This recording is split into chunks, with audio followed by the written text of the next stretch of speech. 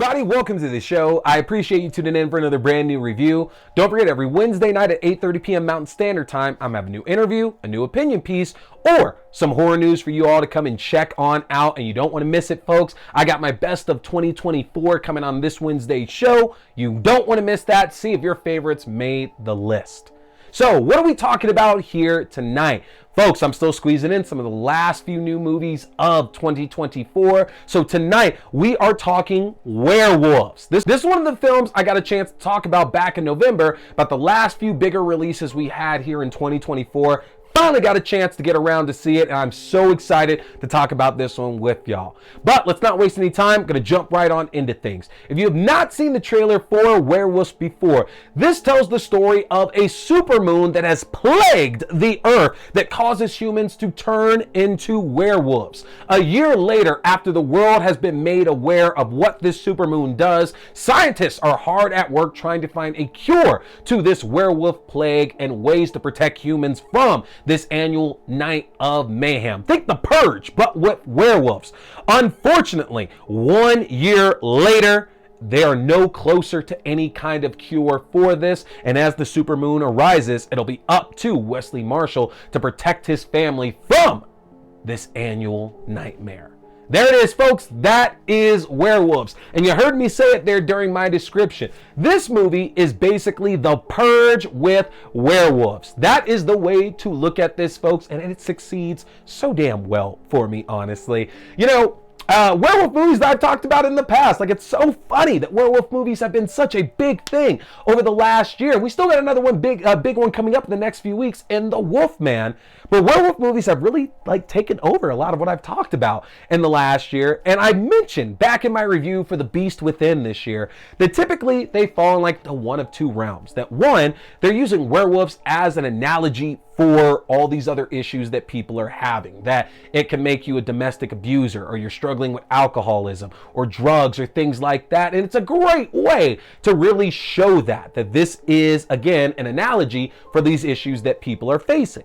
And then there's the other half that doesn't have any care in the world about telling any kind of message, and it's just these werewolves are dangerous, dangerous beings looking to kill and eat anybody that they can. And this is definitely in the latter of that, and I'm so grateful for it, because I already got a deep thinking werewolf movie earlier this year. Give me something like this now, too, to complement that one. And boy, oh boy, does Stephen Miller and writer Matthew Kennedy knock it out of the park for me on this one. You know, they don't really waste all that time trying to look into the why of this, which we don't need for a movie like that, because this film is really focused on the mayhem and the action of what happens that one night a year when all these werewolves spring up and start attacking anyone and everything.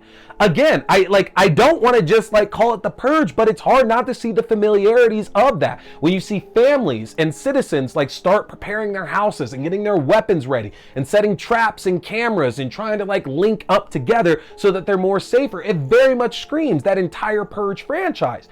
And it's hard not to see that when the star of our film is the star of the Purge franchise, Frank Grillo, who is still doing an excellent job. Let that man keep making action movies for the next 15, 20 years, because I swear to God, you have a 70-30 chance if Frank Grillo's in the movie that you're going to enjoy it, honestly.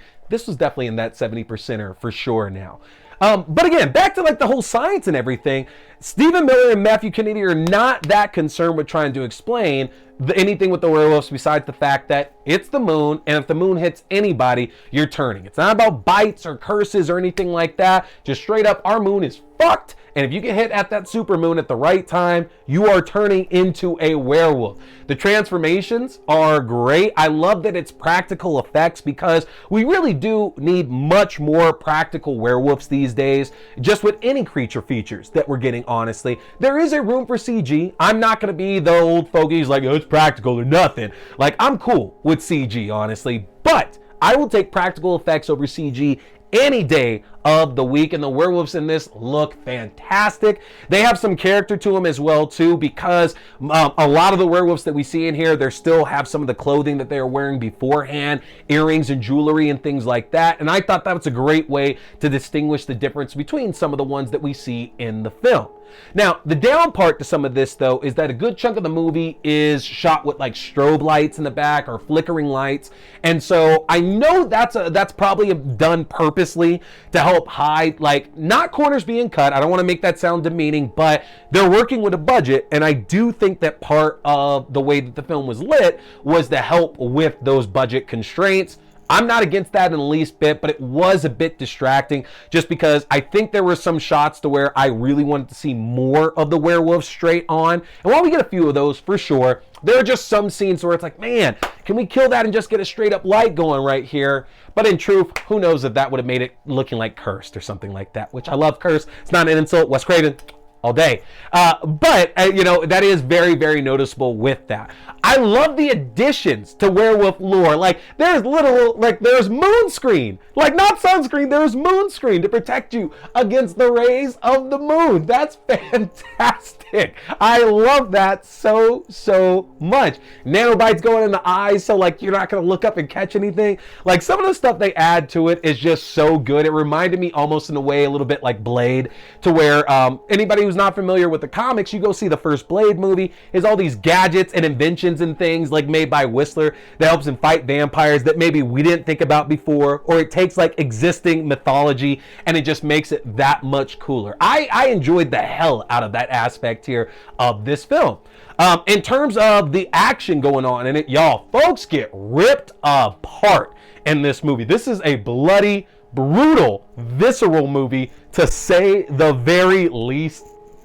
Honestly, had the most fun with that particular aspect of it, because you would think maybe in a low budget film we wouldn't see as many fight scenes or as many attacks. And again, we get very generous here with the amount of scenes we get with werewolf action in this. Like, again, it's almost like some of those Purge movies, the way it needed to be, to where it's like, okay, so if folks are just going crazy the moment that that horn goes off, shouldn't we be seeing this happen way more frequently? And that's definitely what Werewolves did. There was attacks going every few minutes in this movie. So if you're looking for an action-filled werewolf fest, this is the one to check out here for sure. To the point, I want a sequel.